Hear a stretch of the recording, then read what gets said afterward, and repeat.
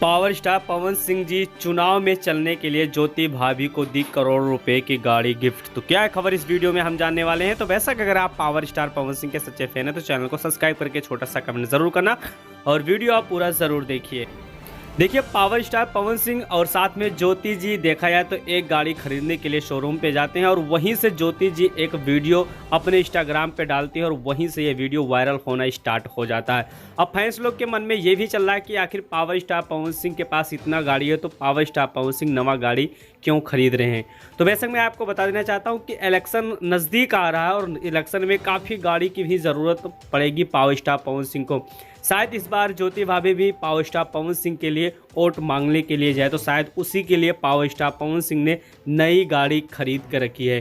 तो बेशक इस पे आपका क्या राय चल रहा है, जो भी राय होगा कमेंट बॉक्स में कमेंट जरूर करिए। और साथ में मैं आपको बता देना चाहता हूँ कि एक बहुत बड़ा अपडेट निकल के आ रहा है कि पावर स्टार पवन सिंह का 3 होली गाना का शूट कंप्लीट हो चुका है, लेकिन अभी तक उस गाने को रिलीज नहीं किया गया। लेकिन अभी तक रिलीज का कोई कंफर्म डेट भी नहीं आ रहा है, रिलीज होगा कि नहीं होगा।